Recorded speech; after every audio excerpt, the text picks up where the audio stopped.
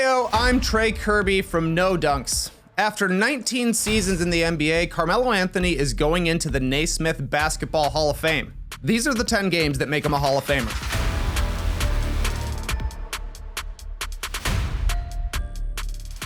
Carmelo Anthony's Hall of Fame career began in college. It was the good kind of freshman 15. Averaging 22 and 10 for the Syracuse Orangemen, Melo set the freshman tournament record with 33 points in the Final Four against Texas.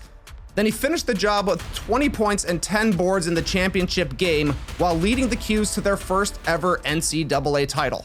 Melo was named the tournament's most outstanding player, and he made second-team All-American before bouncing to the NBA, easily one of the best one-and-done players in NCAA history. The third pick in the legendary 2003 draft class, Melo saw instant success in the league. 6 games into his pro career, Melo dropped 30 on the Clippers, becoming the second youngest player in history to score 30 or more points, trailing only Kobe Bryant. Then in March of 2004, Melo scored a season-high 41 against the Sonics, setting Denver's franchise scoring record for a rookie, while also becoming the second youngest player to ever score 40 or more in a game behind, you guessed it, Kobe Bryant. Come on! Seattle gave him a couple of jumpers early on because I guess the scouting report wasn't out yet. Next thing you know, he's beating guys off the dribble for dunks and getting behind the back outlet passes from John Barry. I love that his final points came on a jab step jumper. That's so Melo. Anthony led all rookies in points per game and became the first rookie since David Robinson to lead a playoff team in scoring. He won every single Western Conference Rookie of the Month award and would have been an easy choice for Rookie of the Year, if not for some guy named LeBron James doing the exact same thing in the Eastern Conference. In his third NBA season, Melo made the leap. He went from scoring 21 per game his first 2 years to 26 in his third season, and he went clutch mode, hitting 5 game winners in the last 5 seconds of a game. He got Houston and Phoenix with jumpers in back-to-back games, played 51 minutes and scored 43 points in 3 overtimes against the Suns, no big deal. A month later, he beat the Timberwolves with an impossible corner 3, and a month later, he beat the Pacers with another jumper. A month after that, he made yet another jumper against Kobe and the Lakers. That's 5 game winners in 4 months at 21 years old. One of Melo's coolest games was a random Wednesday night when he was on fire. He only had 9 points at the half, but Melo erupted in the third quarter, scoring 33 points in 12 minutes on a variety of post moves, catch and shoot jumpers, and pull-up threes. At the time, Melo tied George Gervin for most points in a single quarter, a record that Klay Thompson has now. At one point, you can hear the Nuggets broadcaster yell, "Shoot it, Melo! Pull up from there!" So Melo does, and of course he drains it. Perfect. The Nuggets made the playoffs in each of Melo's first 5 seasons, but never won more than a game in any of those runs. That all changed in 2009. In Game 5 of the first round, Melo scored 34 to close out Chris Paul's Hornets for the first series win of his career. On his last basket, he taps Chris Anderson on the back to get the ball, then nails the 3. Pretty funny. Round 2, more Melo heroics. In Game 3 against Dirk and the Mavericks, Melo perfectly executed a 2-for-1 while down 4 with 30 seconds left. First, he got a quick drive and dunk, then after a stop, Melo laced the game-winning 3.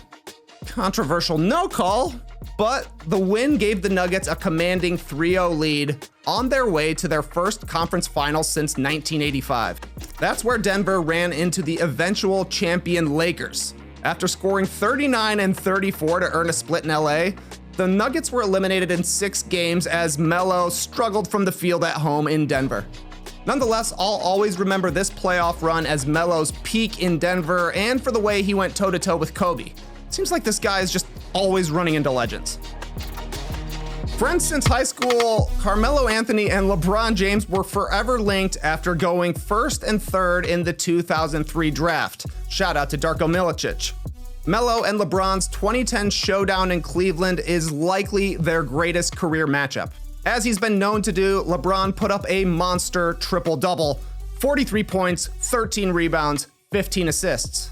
But Melo had himself a game 2, going for 40 points, 6 boards, and 7 assists. Oh, and he hit the game-winning jumper in LeBron's face with less than 2 seconds remaining in overtime, ending the Cavs' 13-game win streak. There is nothing better than beating one of your buddies. Having forced a trade to the Knicks in 2011, Melo took his scoring to another level in New York, eventually winning the scoring title in 2013. He did it in style, scoring 50 against the Heat with no baskets in the paint as LeBron and D-Wade watched from the sidelines. Shane Battier must have been furious with some of these shots. After the 50 ball, he scored 40 on the Hawks and then 41 on the Bucks before a head-to-head matchup with the Thunder and Kevin Durant, the NBA's leading scorer in each of the previous 3 seasons. Anthony went for 36 while wearing a green headband. I'm guessing it was Green Week. Durant scored 27, which pushed Melo decimal points ahead of KD for the scoring crown. There's only been 37 players in NBA history to win a scoring title, and Melo is one of them. Even getting one is pretty sweet. On January 24th, 2014, Carmelo Anthony became a Knicks legend, scoring a career-high 62 points against the Bobcats to set the Knicks' all-time points in a game record. He had the jumper going naturally. He was driving and dunking. He made a half-court shot at the end of the first half. He scored so many points that Mike Breen lost track of how many he had in the second half.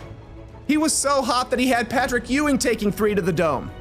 60-plus happens every season nowadays, but at the time, Melo was the first player in 5 years to score 60 or more in a game. After his run with the Knicks, Melo played for the Thunder, Rockets, Blazers, and Lakers. And while none of those teams is going to be a huge part of the Carmelo Anthony story, he was still making history late in his career. Near the end of the 2021 season, while playing for Portland, Melo surpassed Dominique Wilkins, Oscar Robertson, Hakeem Olajuwon, and finally Elvin Hayes to move into 10th all-time in points. Anthony would rise to 9th in career scoring while playing for the Lakers the next season before Kevin Durant eventually passed him, leaving Melo in 10th where he sits right now. You can't talk about Carmelo Anthony without talking about the Olympics. After a disastrous bronze medal in 2004 started his Team USA career, Melo became the first US men's basketball player to win 3 gold medals, winning it all in Beijing, London, and Rio. He retired from international competition as Team USA's all-time leader in scoring, rebounds, and games played until Kevin Durant passed him yet again and won a 4th gold medal. Come on, Kevin Durant! We're talking about Melo here. Melo never won a title. Never even played in the NBA Finals, but man, he was cool. The guy had an iconic celebration and a mind-boggling collection of hats. There hasn't been a jab step invented that Melo hasn't perfected. When he was on, there was nothing you could do to stop him.